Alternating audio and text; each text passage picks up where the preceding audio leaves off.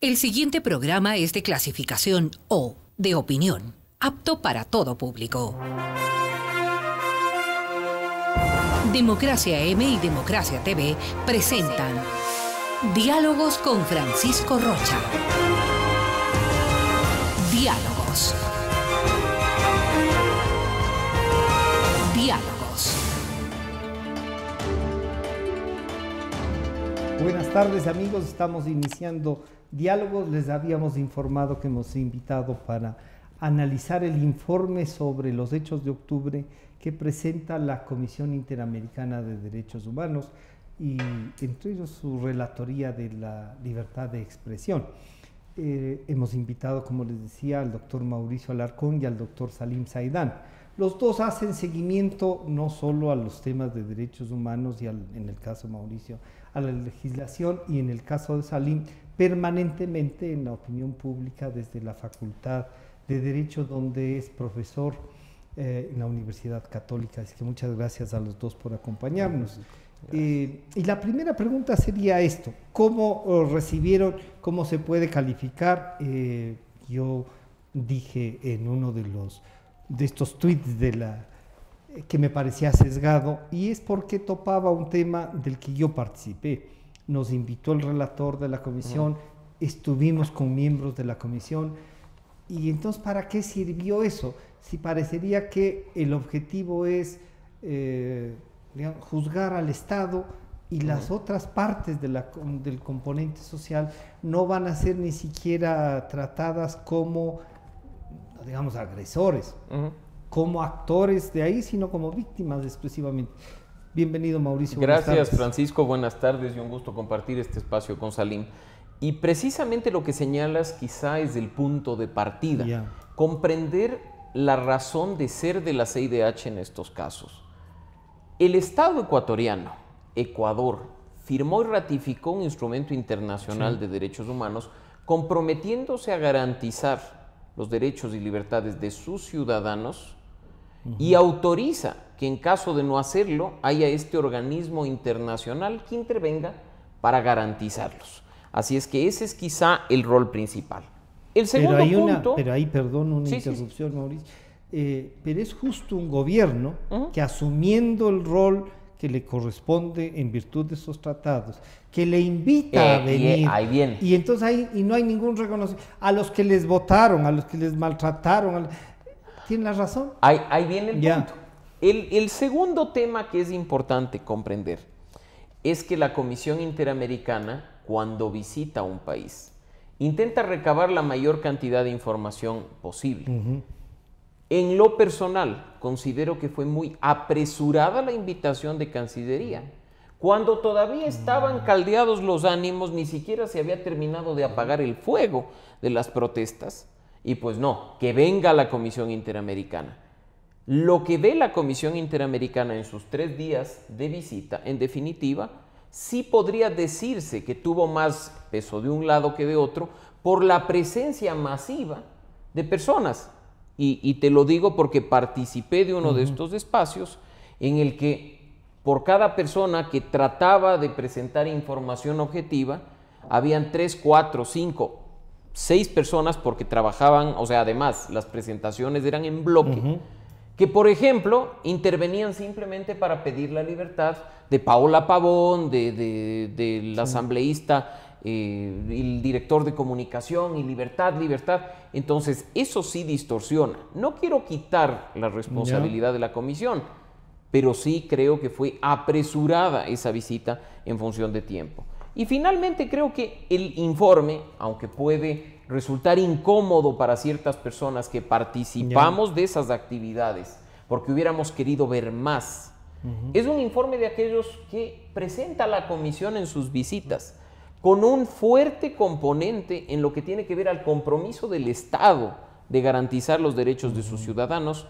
Pero a mí, en cambio, una crítica positiva me ha sorprendido gratamente, y a propósito también de hechos que han tenido lugar aquí en el país, en espacios de diálogo y de debate, que la comisión, por ejemplo, sí tope en el término real lo que sucedió con periodistas en el Ágora, lo que sucedió con policías en el Estadio Calderón, y que diga por su nombre y apellido: secuestro, hubo particulares secuestrados, o que, por ejemplo, respecto al tema de la Contraloría, diga claramente un incendio deliberado.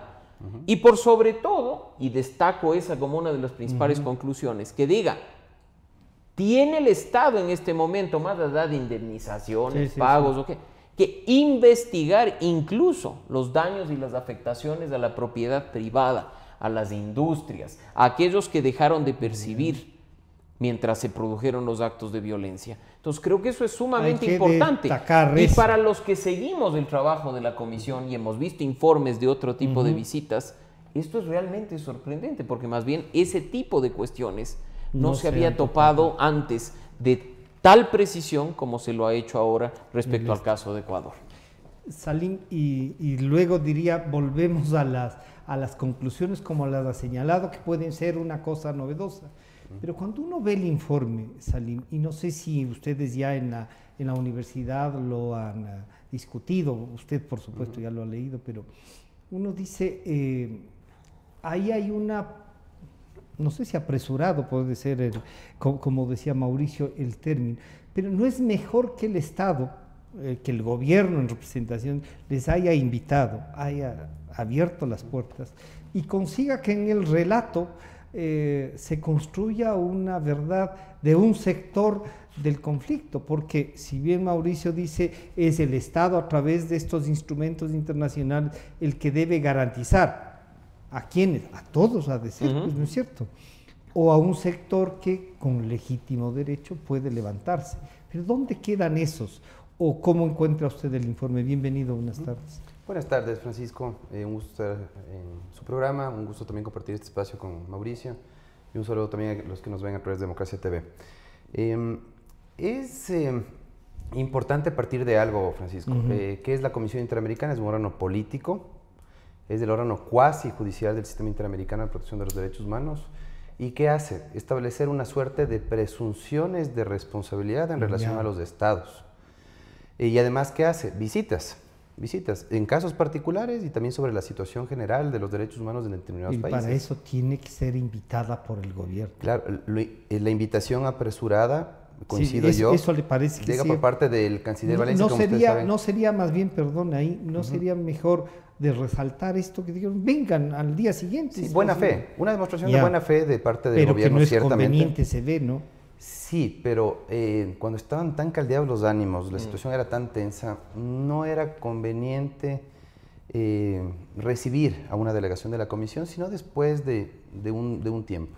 ¿Cuándo ocurre todo esto? Del 3 al 13 de octubre. Del 28 al 30 de octubre... Tenían ya sesión aquí. Ya habían sesiones acá. Venía a sesionar de la comisión. Claro. Entonces, y la invitación salió la semana del 14, la inmediatamente posterior a la del paro. Inmediatamente, me parece que fue el día lunes o martes, después del que acuerdo. Ya se suspendió, sí. Exacto, y ya llegó la invitación a la Comisión Interamericana, entonces yo creo que fue muy apresurado. A pesar de que es un gran profesional, el diplomático José Valencia, es un profesional de carrera, a mí me parece que lo están presionando mucho políticamente y ha cometido muchos errores precisamente por esa presión política. No por falta de capacidad, que la tiene y de sobra, pero me parece a mí que esa presión de los actores políticos le hicieron cometer un error a un gran profesional como es José Valencia.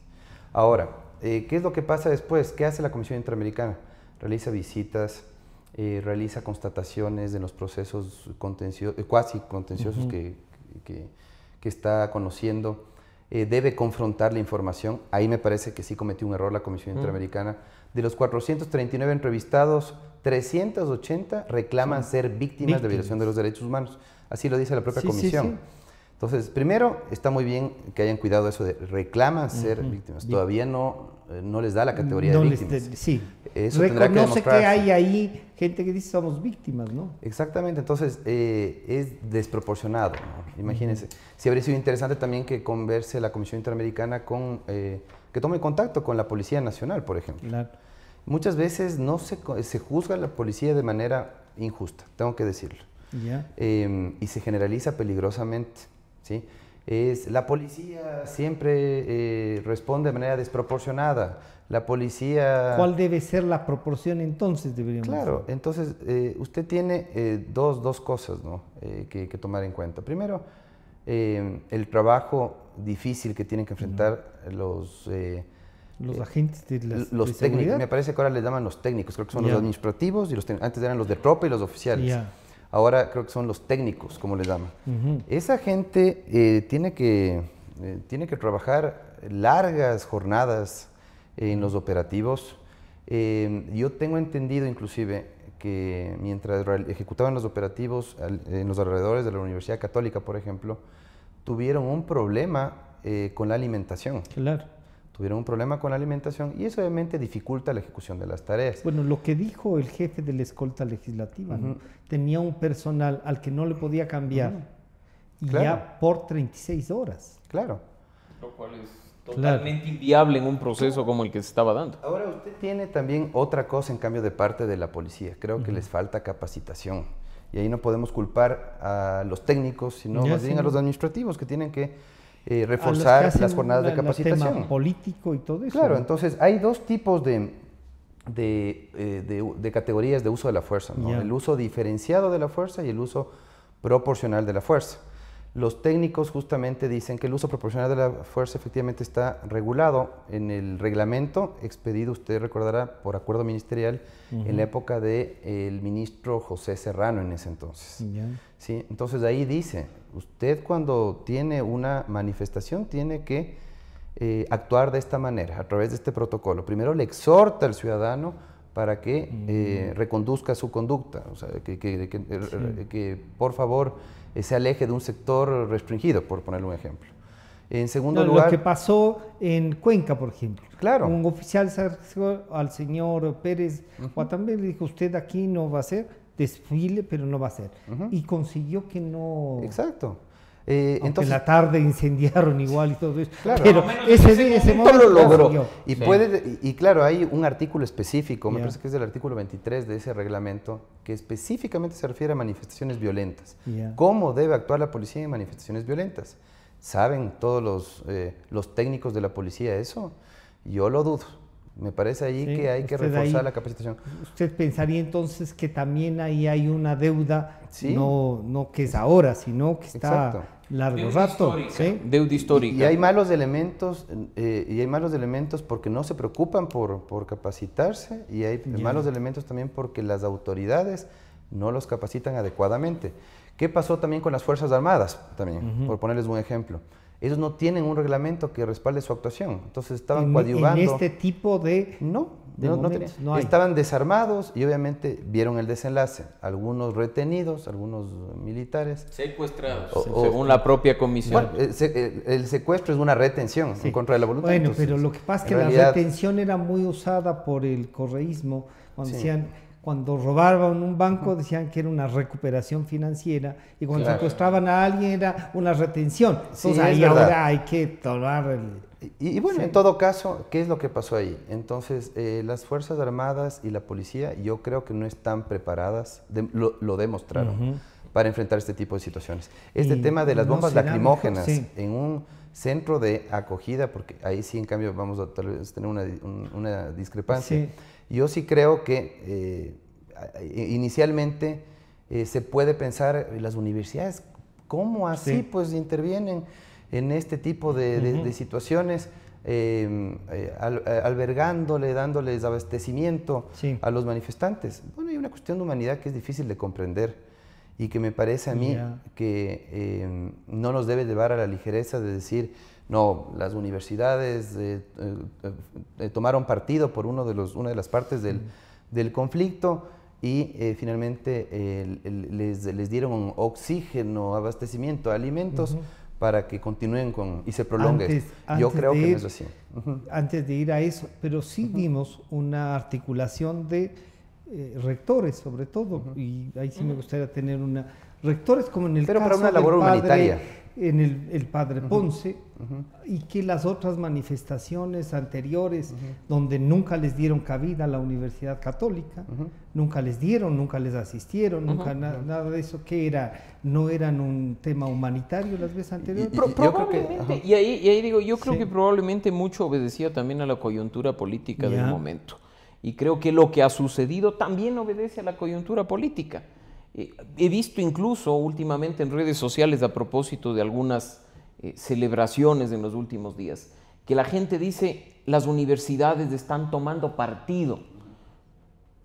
Las universidades deben tomar partido. Las universidades son los principales centros de pensamiento del país. ¿Un solo partido ahí o deben ser abiertos? No, ahí viene el punto.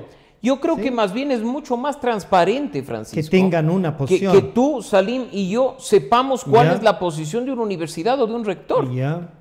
Porque antes la posición era, no me meto porque me van a evaluar y me van a dar mal la calificación y me cierran la carrera. Entonces yo prefiero que ahora me digan, mira, yo estoy en contra del gobierno, yo quiero proteger a los que están protestando en contra del gobierno, y que uno diga, universidad alineada. Yo lo considero mucho más transparente que estar manipulando las cosas. Pero ahí nos lleva, Mauricio, a todos los estudiantes que no necesariamente ahí es un punto. Una y a cosa todos es, los profesores. Una cosa es las instalaciones universitarias que, en casos extremos, y Salim lo ha dicho, el administrador puede resolver. Y pueden ser, y deben ser en ciertas condiciones hasta más extremas, centros de acogida, centros de acopio, centros de rescate. Pero ojo, la universidad también tiene que respetar la autonomía de sus profesores y de su gente. O sea, si Salim quería ser voluntario y quería voluntariamente, valga la redundancia, ir a ayudar al tema, libre de hacerlo. Si no quería, no me obligaron a hacerlo. Por eso, ese es quizá uno de los elementos fundamentales. Y hay que separar la instalación física de lo que implica la gente. Y sí hubo ahí ciertos problemas que están observados en el informe de la comisión y que yo creo que también obedecen a la falta de experiencia ahí, ya no solo del personal policial, para llevar a cabo las acciones que llevó alrededor de las universidades, sino también de las propias universidades, que durante la última época no habían estado preparadas o dispuestas a llevar a cabo el rol que tomaron en este punto. En el caso de la Universidad Católica, era la primera vez en la historia de la universidad, o sea, más de 70 años, era la primera vez que actuaba y justo coincidía con una posición política del rector. Que la central haga, lo había hecho algunas veces, en los últimos 10 años no. Que la Salesiana esté. Claro, la Salesiana era el centro clásico de acogida. La Salesiana ha sido históricamente la universidad que ha recibido a los movimientos sociales y sobre todo a los movimientos indígenas. Pero después dice, la Politécnica también. La rectora va y no interviene, no abre ni las puertas ni nada, se suma a la declaratoria de diálogo. La comisión sí dice algo de esta presencia de las universidades, pero a mí me parece que un poco diciendo que está bien. Y claro, y ustedes pueden decirnos con argumentos que sí está bien. Perdón que le interrumpa, Francisco. Hay un tema muy importante en las universidades. Siempre las universidades tienen dirección, usted va a ver en las universidades, direcciones de vinculación con la colectividad. ¿Qué mejor que vincularnos con la colectividad recibiendo a las comunidades con las que ejecutamos proyectos, por ejemplo, en la universidad? Bueno, eso es lo que dice Mauricio. Entonces, en este caso, si es que hubo mucha pasividad en otros periodos, en donde tal vez nosotros hemos sido contemplativos con la realidad social, pues yo creo que un involucramiento no hay que juzgarlo, más allá de la posición que tengamos frente a las decisiones de una autoridad universitaria, yo creo que sí hay que involucrarnos más en la realidad social. Lastimosamente en este país la apatía llega al punto que, pues ¿para qué vienen pues las comunidades de acá a nuestra ciudad y no nos dejan trabajar? Vienen a ensuciar la ciudad. Es muy fácil llegar a esa simplicidad. A esa simplicidad cuando no se conoce la realidad de las comunidades. Pues. Y la otra cosa que también es importante, yo creo que en la Comisión Interamericana dice algo que es súper contundente. Dice, las autoridades estatales y los sectores sociales que ofrecieron información sobre el tema de la CIDH coincidieron en advertir la falta de participación social y transparencia que caracterizaron estas medidas económicas. Ese es el origen del problema, pues. El origen está en el gobierno, no está en las comunidades. El origen está en el gobierno que no socializa las medidas, que no garantiza la participación ciudadana, que no se acerca a las comunidades, Mauricio, no tiene puentes. La tesis parece que hubiese, ¿cómo se llama?, asesorado a Leonidas Issa. No, Leonidas dice... Y yo en este caso recojo la tesis porque después, además de las protestas, Francisco, Ciudadanía y Desarrollo ha trabajado con el gobierno nacional, con varias instancias, en lo que se conoce como gobierno abierto. Este trabajo horizontal de determinación de problemas, co-creación de soluciones. Cuando acabó el paro, con la propia gente del gobierno nacional decíamos, pero es que esto es 1 más 1, 2. ¿Por qué las medidas económicas no se trabajaron con gobierno abierto? Porque, y ahí sí hay que reconocer el error. Y Francisco, que está vinculado a medios, podrá dar fe de esto. Hasta horas antes de la cadena nacional de las medidas, se pensaba que iba a ser el IVA. Se pensaba y se decía que era la subida del IVA. Y de pronto hubo un cambio y salieron otras cosas. Es decir, nadie estaba, ni siquiera al interior del gobierno, al tanto de lo que iba a pasar. Yo creo que se filtró intencionalmente justamente para que todo el mundo hable del IVA. Pero el momento en que se anuncia que no se incremente el IVA, que la gente iba a celebrar esa medida. Pero ahí yo les digo una cosa, y les planteo a los dos ahí para que conversemos sobre eso. Y entonces, si la responsabilidad de un gobernante es hacer solo lo que la sociedad quiere o quiere oír, ¿cómo es que hay que socializar una medida económica en un país donde nadie, pero nadie, incluidos sus políticos con más posibilidades, va a plantear una medida de esa naturaleza? Creo que se parte ahí de un tema.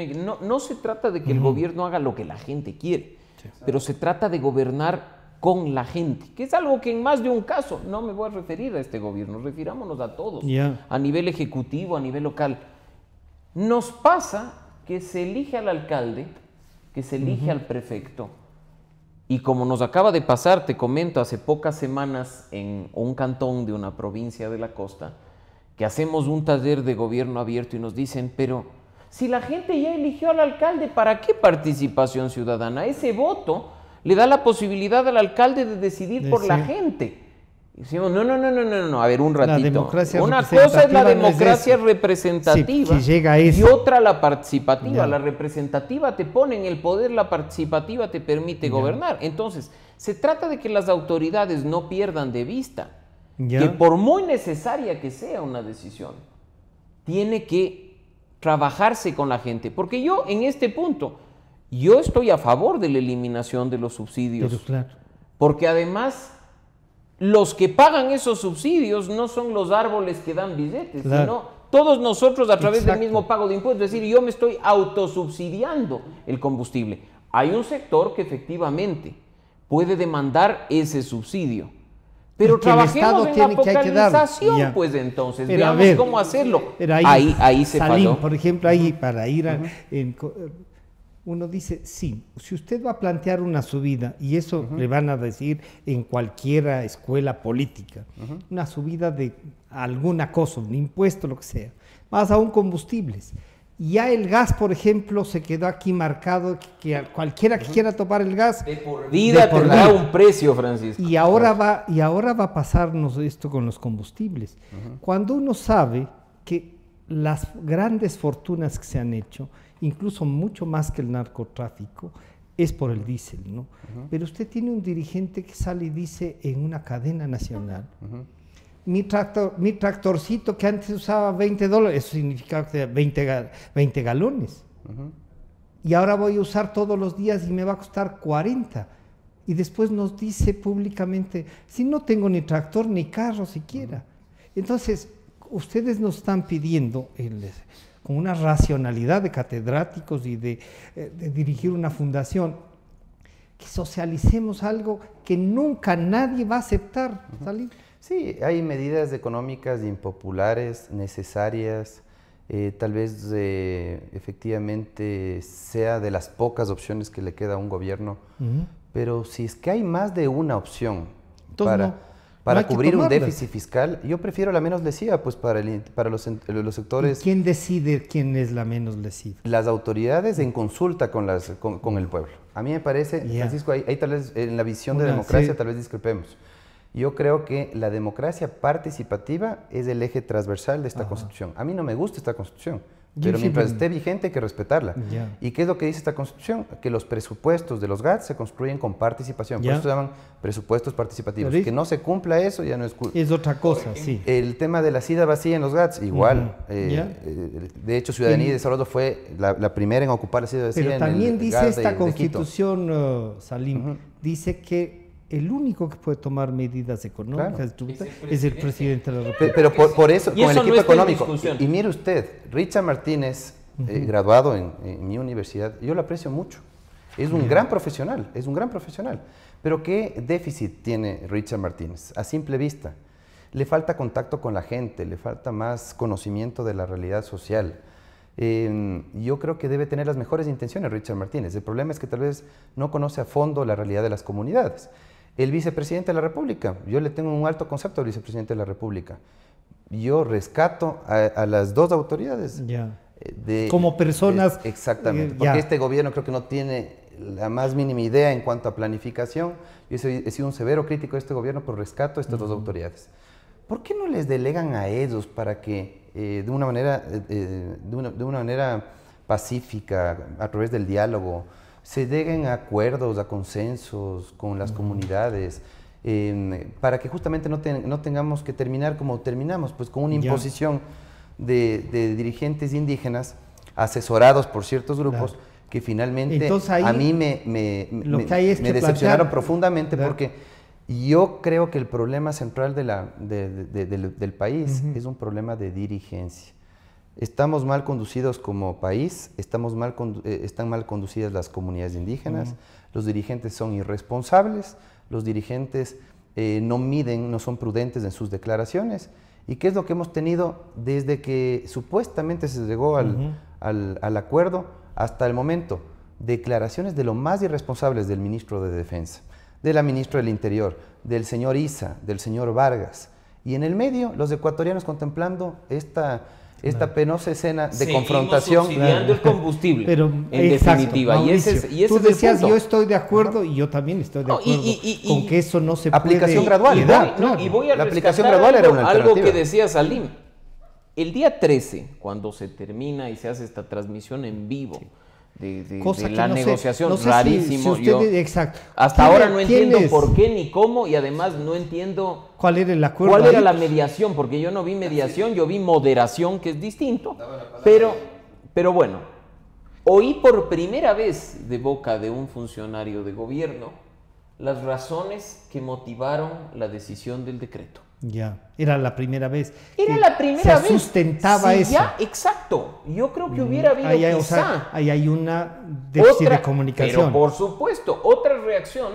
Si yo, por ejemplo, miro a la cámara y le digo a la gente, se nos están robando los subsidios que ustedes pagan a través de la frontera.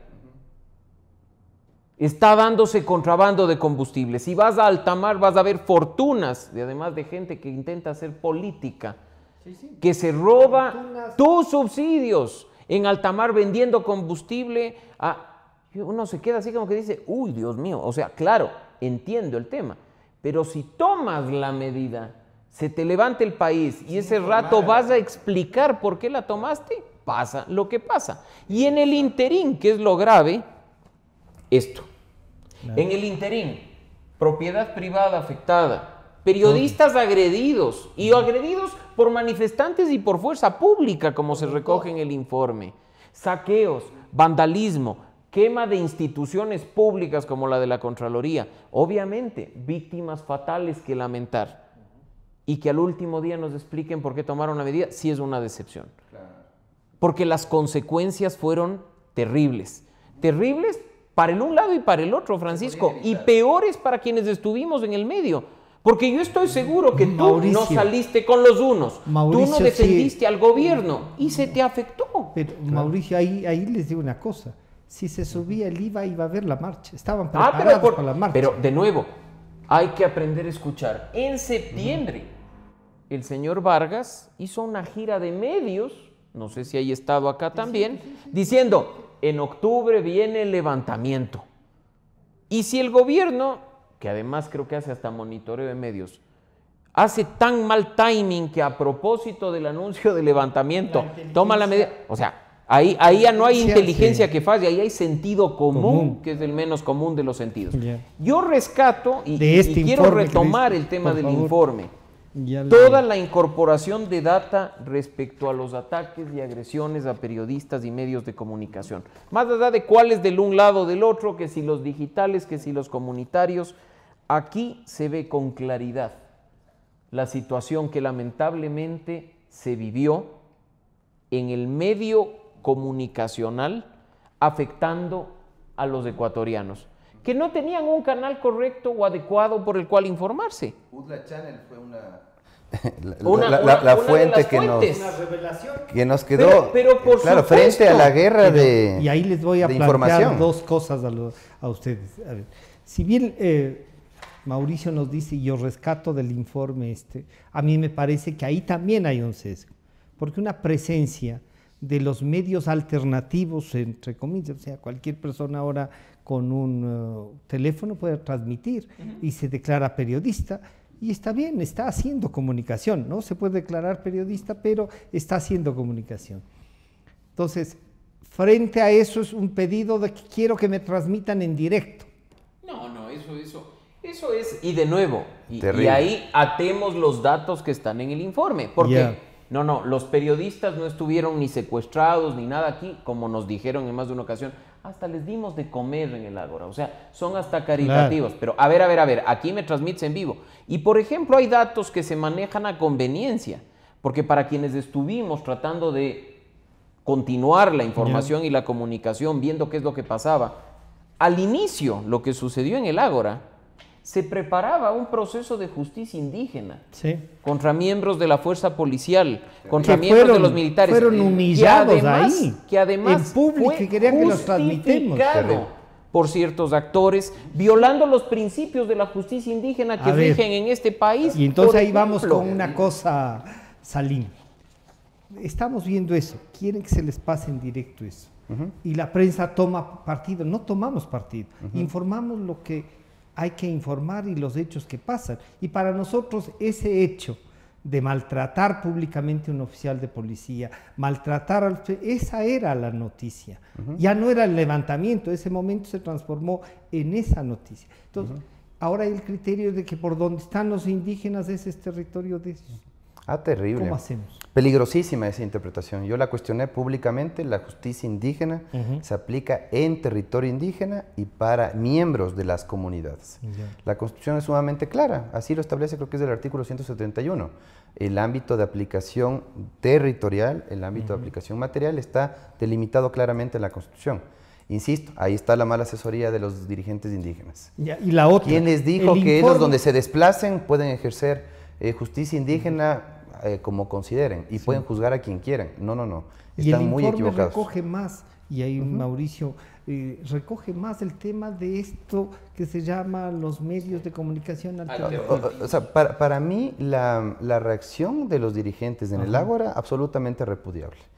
Pero la causa que originó eso... Usted insiste en que sería el gobierno, entonces, las medidas. No, además de las medidas, yo creo que es que no se los escucha. Hay que aprender a escuchar al otro. En el país no escuchamos al otro, al indígena, al afrodescendiente, al que pertenece a una... Aquello de que no escuchamos para entendernos, sino para responder, es una cosa que está vigente en el país. Exactamente. Yo no justifico para... los periodistas y los medios que tenemos que escuchar a los dos lados y transmitir. Claro. Cuando hacemos periodismo de opinión. La cobertura, ¿cómo se tenía que producir? Obviamente contactando a todos los actores que eran parte del conflicto, ¿no es cierto? Sin dar más espacios al uno ni al otro. A las autoridades, contrastando con la información de los ciudadanos. Lastimosamente en algunos medios se veía solamente o el lado de las autoridades o el lado de los ciudadanos. El lado de los tomando partido por los manifestantes o tomando partido por las autoridades. Era impresionante, pero no teníamos los ciudadanos, yo digo, desde el papel de ciudadano, ni siquiera como académico, ya como ciudadano no tenía cómo informarme. tuve que recurrir a un medio que... Alternativo, exactamente, como el de los chicos de Utah Channel, que por cierto hicieron una gran labor de cobertura. Y fueron maltratados igual. Claro, fueron víctimas de agresiones. La obstrucción de la labor periodística. Y de agresiones de los manifestantes y de la fuerza pública. Aquí en el informe, para que vea el equilibrio, Francisco. ¿Qué le parece? Dicen algunos párrafos que la obstrucción de la labor periodística provino de los policías que le retiraron material a ciertos periodistas. El comercio, inclusive, me parece que fue víctima. Y también, por otro lado, los manifestantes que agredieron a los periodistas. Y entre esos, obviamente, la agresión brutal que sufrió Freddy Paredes, con esos términos está recogido en el informe. Entonces, la Comisión Interamericana documenta, cita con cifras bien respaldadas, justamente las agresiones que sufrieron los periodistas, los comunicadores, al realizar sus coberturas por parte de los dos actores del conflicto, tanto las autoridades policiales como por parte de los manifestantes. Entonces, eso refleja que la comisión sí hizo un esfuerzo, yo creo que más que un esfuerzo, inclusive logró mantener cierto equilibrio, salvo en cuanto a las fuentes que recurrieron. Insisto, me habría gustado que también consulten con los miembros de la policía en qué condiciones ejecutaban su labor. Estuvieron. Eso sí no está recogido en el Eso no está recogido. Y también hay un problema de que tiene Francisco, de comunicación. El gobierno tiene que comunicar también lo que hacen la policía, las fuerzas armadas, para que la gente también los pueda entender. Se invita a venir. Pero el mejor ejemplo de lo que está diciendo Salim fue lo que pasó cuando se declara el toque de queda. Se anuncia un toque de queda y la gente decía, ¿qué es toque de queda? Claro. O sea, salen y te dicen toque de queda. ¿Qué tenía que haber hecho ahí la autoridad? La autoridad tenía que haber informado el alcance de la medida. ¿Y de dónde? ¿Qué restricciones se aplican en cuanto a los derechos? La gente seguía afuera. Y el toque de queda tiene una intención, habían condiciones. Incluso, si revisamos el propio informe, acá se dice, ¿no? Se declaró primero un estado de excepción, se movió la capital. La Corte Constitucional avaló. Redujo el tiempo del estado de excepción, pero avaló porque las condiciones eran terribles, ¿ya? Pero menciona esos temas. Pero, por ejemplo, de nuevo, el tema de comunicación falla antes, durante y después. Exacto. Salen brevemente en una cadena que además a los que tenemos recuerdo de las caídas de gobiernos y demás les resulta a uno espantoso, ¿no? Ver a todos los militares y toda la cosa y uno dice, y te dicen toque de queda. Y claro, uno como estudió Derecho... Y 2 horas antes, sabe, creo, de la pero medida. te dicen toque de queda y yo, en mi edificio... Todo el mundo se movilizaba. Me llama el guardia del edificio y me dice, disculpe, ¿qué significa toque de queda? ¿Cómo tengo que proceder? Teníamos nosotros la manifestación a los pies del edificio y me decía, ¿cómo procedo? ¿Qué hago? Y yo digo, si esa era la situación... ¿Qué pasaba con el ciudadano común? La mejor prueba es que el toque de queda fracasa, la gente sigue como que nada hubiera pasado, y empiezan a producirse más daños materiales que están recogidos en el informe. Entonces, de nuevo, falla la comunicación. Yo creo que... ¿Por qué no hacerlo? ¿Por qué no decirle a la gente? Comunicar no es solo decir, que es lo que decía Salim. Comunicar es escuchar para replicar. Y eso falló. Salim, y además de esta comunicación que ustedes dicen ahí hay una falla, no se dice tampoco en el informe lo que les pasó a los ciudadanos, ya no solo en la confrontación, sino al que estaba ahí. Claro. O sea, a la tienda que destruyeron en el sur, los restaurantes que están alrededor de la... Sí, ahí tal vez faltó invitación abierta a la ciudadanía. Ciudadanía, por favor, vamos a sesionar en tal lugar. Las personas que quieran dar sus testimonios, que no se hayan manifestado en contra de las medidas, pero que hayan sido afectados durante la paralización y manifestaciones, tienen la oportunidad de dar su relato. Eso habría sido interesante, no se abrió ese espacio. Y de nuevo, ¿cómo la comisión que viene desde Washington acá le va a corresponder informar eso? Le correspondía de nuevo al gobierno nacional, la gente tenía que estar. Y te pongo de nuevo un caso. Ponían una cosa, cuando anunciaron que era en el Swiss Hotel, un grupo de gente de los que habían no le permitían ingresar. No les permitían ingresar. A eso voy. Y agredir. Participé, Francisco, de ese espacio, por eso puedo hablar en primera persona. Y poco después de lo que yo hablé, una señora entra en su bloque y dice, Yo fui víctima de cuando pasaba mi carro, me lanzaron una llanta encima, una llanta en llamas, y hubo, y mi hijo aterrado, y automáticamente las personas que estaban ahí, y ahí es cuando te das cuenta de cómo se manejó el asunto, ¿sí? Empezaron, pobrecita la señora, uy, es que no es indígena, pues es que es pelucona, ahí está. Entonces, ahí tú te das cuenta. Pero la señora tuvo que salir, pero por supuesto, pero te digo, la señora tuvo que salir porque la gente empezó a agredir. Claro. Y uno oía, el rato que estaba allá, una vez que yo había hablado y me senté en la parte que nos correspondía, atrás estaban, ya van a defender a los periodistas, no, a esa prensa corrupta, cerco mediático. Y uno empieza a oír aquello que tanto caló durante la época y se da cuenta de qué pasó. Entonces, además, no es lo mismo dentro de este tema de organización que a mí me llegue a mi correo electrónico por estar permanentemente en contacto con la comisión una invitación a rendir testimonio, a que se difunda y se diga, si usted ha recibido afectaciones y demás, denuncie. Y consecuencias de eso, solo voy y no quiero tampoco ahondar mucho en el tema, pero en el informe se recoge algo que ya se había dicho, los problemas que tuvo la comisión para visitar el centro de rehabilitación de La Tacunga. Extrañamente, lo que ocurrió en el centro de rehabilitación de La Tacunga, que les impidieron hacer su trabajo como comisionados de derechos humanos, es una de las razones que motiva a la misma Comisión Interamericana a otorgar las medidas cautelares al señor Jorge Glass. Y entonces ahí porque dice, ¿qué está pasando en La Tacunga que no nos dejan ver? Ya.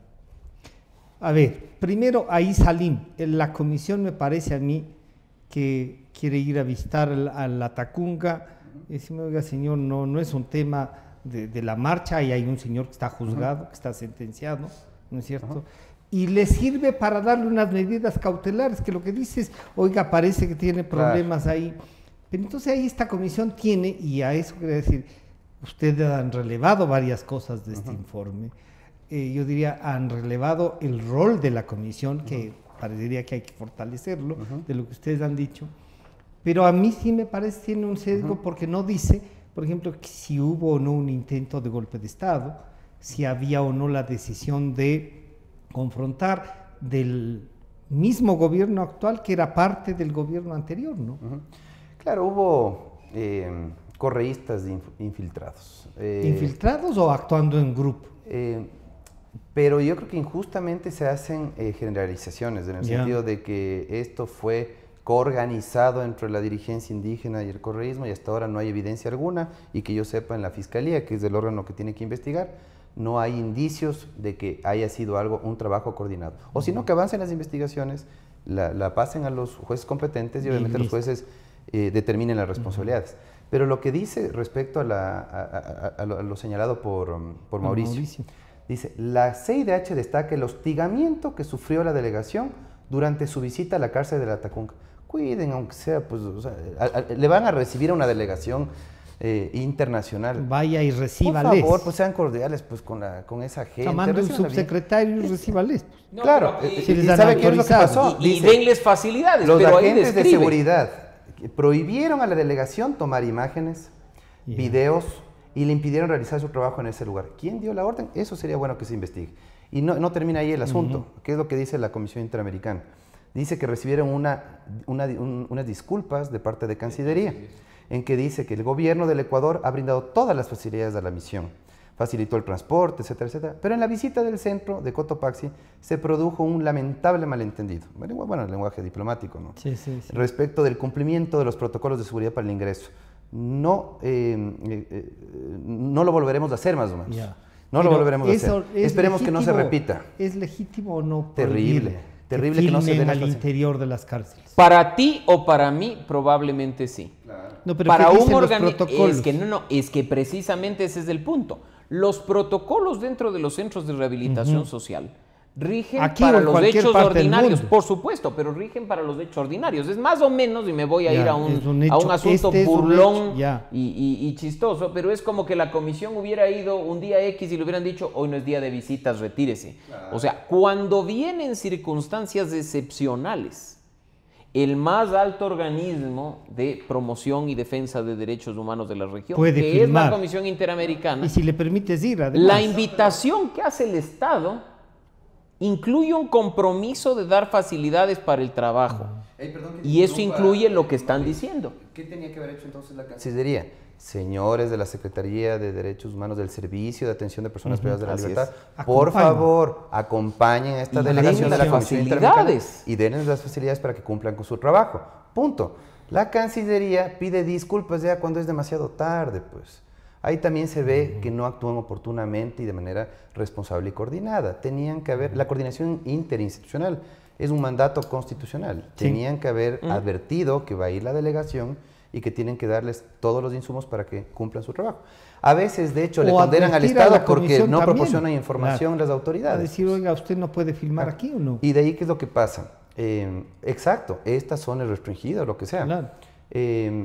Hasta Otro por la asunto. propia seguridad. Por estas del- razones. Pero ¿sabe qué es lo que pasa, Francisco y Mauricio? Yo creo que el anticorreísmo les da los mejores pretextos siempre a los correístas para que se victimicen y para que justamente ahora vayan al organismo que tanto cuestionar. Es tan curioso, ahora son los primeros beneficiarios de las medidas Sí. cautelares. Las de A Glass, todos yo les las dan. cuestiono, las de Pavón me parece absolutamente sustentado. Está sustentado. Pero sí. el de Glass, claro, el oportunismo, pues, el oportunismo. Víctima, el pobre privado de la libertad, Jorge Glass, cuando hay una cantidad de PPLs que están en condiciones infrahumanas cumpliendo su condena. Entonces, me parece a mí que esa selectividad de la comisión claro, ahora, exacto. de solamente sobreproteger a ciertos actores políticos y descuidar a los que realmente merecen protección, sí es repudiable. Mauricio, frente a eso que acaba de decir Salim, que es a lo que la comisión en otras ocasiones ha demorado no meses, Claro. años en decir algo, y en estos casos hay una intervención política, hay una toma, una posición ideológica en la Francisco, comisión. no hay que perder de vista, Ya. y es algo que lo advertimos en los últimos procesos de elección de comisionados, que siempre hay intenciones de gobiernos por tomarse, De la tomarse comisión, para poner actores políticos que respondan a sus intereses. Ya no solo lo hizo Venezuela, Bolivia, Ecuador, el candidato colombiano para el último proceso, un político en activo, miembro de la Asamblea del Congreso colombiano, en activo. Eso es inaceptable. Cuando durante décadas la Comisión Interamericana, por su alto organismo de derechos humanos, buscaba que esté conformado por gente que conozca sobre la materia. Que tenga una preparación y un nivel de respetabilidad. Claro. Si pones Que no te políticos da. en la Se comisión, politiza. la respuesta puede ser política. Esos son los riesgos que hay que hacer. Dentro de la Comisión Interamericana hay gente con conocimiento de derechos humanos, hay gente muy técnica, y está con sesgada experiencia por y con trayectoria, pero a la que al parecer muchas veces le prima un poco lo que dice su corazoncito, su ideología. Y creo que eso sí es importante decirlo, no desde la pasión o desde lo que uno pueda ver a través de los medios, sino desde la condición de usuario del sistema interamericano. Cuando una respuesta a un pedido de medidas cautelares llega 8 meses después diciéndote deme más información. Claro. Cuando obtuvimos son las medidas medidas cautelares a cautelares. favor de Clever Jiménez, Fernando Villavicencio y Carlos Figueroa, se lo había hecho en tiempo récord, en un tiempo de 2 meses. Pero era extraordinario. Gente de otros países, de Colombia y Perú, nos decían, ¿cómo se logró? Claro. Claro, porque cuando yo había presentado medidas cautelares para otros casos, y voy a poner el tema puntual, junto a César Ricaurte habíamos presentado una los petición medios. de medidas cautelares cuando el gobierno iba a disolver Fundamedios. Sí. La respuesta de la comisión llegó un año después Después. de que ya la venia del señor Alvarado había dicho, no, ya, sigan nomás, pero no pueden hacer esto. Entonces claro. ahí viene el tema de la Y ahí, oportunidad. Y en si este la caso, justicia que no es oportuna no es justicia. y en este caso parecería ser No es que se parecería. actúa con una celeridad extraña, producto de quizás simpatías ideológicas de miembros de la eso comisión. deslegitima a una comisión que bien podrían, como ustedes han dicho, bien podrían salir. Salim, este informe si lo vemos así, ya que se nos fue el tiempo y ustedes ven dos apasionados además por los derechos humanos. Y yo les plantearía, ¿este informe revela un sesgo o no hay un sesgo? Ustedes han resaltado muchas de las cosas positivas, pero como que el único juzgado es el Estado y por lo tanto el gobierno de turno, ¿no es cierto? Eso, ¿cómo podemos trabajar? No solo para lo que ha dicho Mauricio y usted, que hay que reforzar esta comisión, es una salida para los ciudadanos en países donde no podemos hacer otra cosa sino acudir a esto. ¿Cómo hacerlo y cómo leer este informe? Los órganos del sistema interamericano trabajan para determinar la responsabilidad de los estados que han ratificado la Convención Americana sobre Derechos Humanos, ¿no? Entonces, y no señala ninguna otra cosa más. No se puede esperar, por ejemplo, que determine responsabilidades individuales de los manifestantes y demás. Para eso están los órganos internos, ¿no? En este caso del sistema de justicia penal. Entonces, sí es importante eso aclararlo a la ciudadanía para que no esperen algo que nunca va a llegar. En el país que fuera, nunca la Comisión Interamericana va a determinar responsabilidades individuales. La otra cosa, la comisión, ¿qué es lo que hace aquí en las conclusiones? Condena enérgicamente todo acto de violencia, precisa, todo acto de violencia. Y dice, recuerda que la protesta social es legítima en tanto se desarrolla en forma pacífica. Si no es un delito, pues. Claro. Entonces, yo creo que eso tiene que tener claro también la gente que está activa, pero han reivindicado los dirigentes indígenas que les han dado la razón a ellos y que han dicho que el gobierno es el culpable por haber tomado las medidas y usted un poco les ha dado la razón. Yo he visto unas interpretaciones bárbaras de parte, hoy en la mañana, del ministro de Defensa, del dirigente Isa Vargas, que cada vez decepcionan más, tengo que decirlo. No le están respondiendo a las comunidades indígenas que tienen justa causa para reclamar. Y aparte de eso también las autoridades, Dios mío, o sea, no pueden pues gobernar así, de manera tan irresponsable.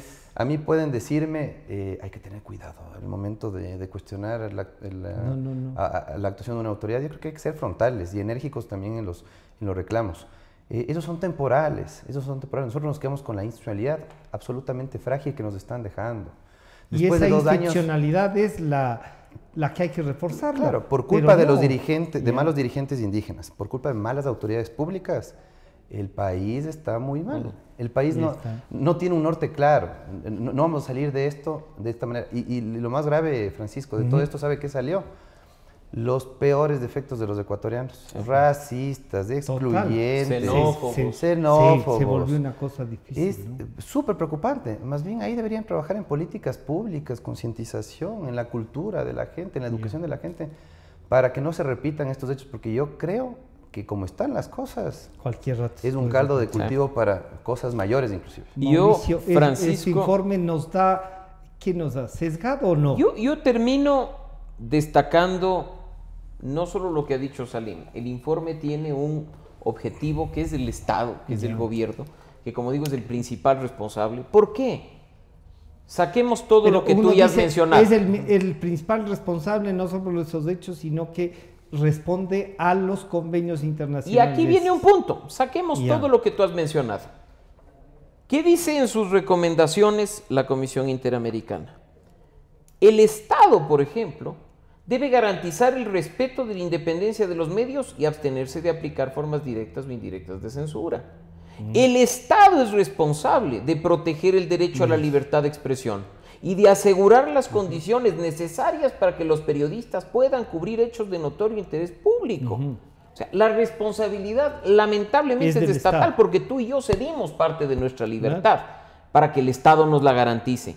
Pero mi recomendación favorita a propósito de esto, y que es lo que debería hacerse cuando ha habido un cruce tan terrible de lado y lado, es la que dice: fortalecer las medidas adoptadas para investigar diligentemente, juzgar y sancionar a los responsables de todos los actos de violencia. Y uno revisa los hechos. Diciendo a la fiscalía actúe. Claro, y cuando la comisión. Y lo que ha dicho Salim también. Cuando la comisión a lo largo del informe te dice: ojo, hubo secuestro, ojo, y estoy usando los términos del informe, ojo, hubo saqueo, Ojo, hubo destrucción de propiedad privada, incendio deliberado de la Contraloría, destrucción de un medio de comunicación y sus instalaciones, Teleamazonas. Aquí lo que está diciendo es, investigue y sancione a los responsables. Investigue y sancione a, como menciona el informe, esas turbas que agredieron a las ambulancias, que agredieron a los carros de bomberos. Ahí probablemente no hay pues manifestantes indígenas, pero ¿a quién le corresponde actuar en estos casos? A la justicia. A la fiscalía para investigar, que forma parte del sistema de justicia, es que no puede haber, y después a los jueces para sancionar. Yo creo que no podemos aspirar a una paz social con exclusión y con impunidad. Y el problema es que ha habido eso, ha habido selectividad o pasividad. Impunidad. Claro, impunidad. ¿Qué policía ha sido procesado en el ámbito disciplinario, en el ámbito penal, por sus excesos? Seguro hubo excesos, ¿no? 1, 2, 3 policías se han de haber excedido, pues. Destaco tal vez del profesionalismo con que actuaron unos y obviamente repudio los excesos de otros. ¿Dónde están los procesos? ¿Dónde están las sanciones? ¿Dónde están las sanciones? A los policías. No, ahora me voy yo al otro lado. Exacto. ¿Dónde están las sanciones? También al otro lado. Perdón, y solo recoge a los policías. Ambos lados, y Francisco, el informe dice claramente, ¿dónde están las sanciones para los responsables del secuestro de 400, 300 militares y 202 policías, claro, muchos de los cuales sufrieron abusos? Y dice, inclusive mujeres policías sufrieron abusos sexuales. ¿Dónde están los procesos abiertos sobre eso? Por favor. Claro. Y esa sí es una pregunta que nos hacemos todos. Y que debería respondernos la autoridad responsable de investigar estos hechos. Si lo tomamos así, el informe nos lleva a que la justicia, los organismos locales, la institucionalidad actúe también. Y esté en deuda con el país. Y por lo tanto, entonces, este sesgo que parecería sí nos deja una comisión que ha respondido a su visita, Mauricio. ¿Sí? Yo creo que la comisión ha hecho su trabajo. Ya. Obviamente, a unos les gusta más el informe que a otros. Los hechos están recogidos en mayor o menor manera. Insisto, para mí, esto es la conclusión de una invitación política del gobierno nacional apresurada para que se investiguen hechos cuando aún el fuego estaba prendido. La comisión ha hecho bien en esto. Ustedes han coincidido que sí hay un sesgo, pero usted diría que sí, como dice Mauricio, es lo que vio. Es bastante bueno, equilibrado, técnico el informe, pero obviamente tiene errores. Y el principal error es no recurrir a todos los actores, a todas las fuentes. No contrastar la información. Una cosa es lo que me diga una presunta víctima y otra cosa es lo que me diga la autoridad pública, obviamente para confrontar justamente la información. ¿Qué se hace en un proceso judicial? Se escucha las dos partes y obviamente se establece la veracidad de los hechos en base al aporte de pruebas de ambas partes. En este caso no es un proceso judicial propiamente dicho, pero sí tenía que haber tenido la responsabilidad de la comisión de escuchar a todos. Pues. No escuchó a todos, eso sí, lo cuestiono. Después la fiscalía abrió procesos para todos, ha abierto investigaciones previas solamente con respecto a ciertos actores y con respecto a lo que han hecho también los dirigentes indígenas. Acuden cuando quieren a los llamados de la fiscalía. Ellos mandan. No están por encima es un pésimo mensaje, no están por encima de la Constitución y de la ley, nadie. Ni los actores políticos. Que ya han tratado por la justicia indígena. Y uno dice, ¿qué nomás es eso? Eso refleja la crisis institucional que tenemos. Tenemos un problema de legitimidad de las autoridades y un problema también de falta de credibilidad de la ciudadanía en las instituciones. Y les voy a comprometer para una segunda parte porque quedaron ahí y los dos que hacen seguimiento a estos temas vale la pena. Con mucho gusto, Francisco. Y no solo la legislación, que ahora Mauricio se dedica más a toda la legislación y la academia, que es importante. Ya nos contará entonces después cómo ayudó Salim en los días a toda la organización de esto. No organización, pero sí ayuda humanitaria. Hay una ayuda y conversar con las comunidades. Yo quiero agradecer al doctor Mauricio Alarcón y al doctor Salim Saidán, que nos han acompañado para chequear el informe de la Comisión Interamericana de Derechos Humanos. Agradecer a Manavisión y a TV Color, que contamos también con ustedes, a nuestros amigos de la 920 AM, como siempre, ¿no? Y a nuestros casi ya 15,000 suscriptores de Democracia TV. Esto ha sido el análisis del informe de la CIDH y de los actos de octubre. Nos estamos encontrando el día lunes. Sentimos lo que la gente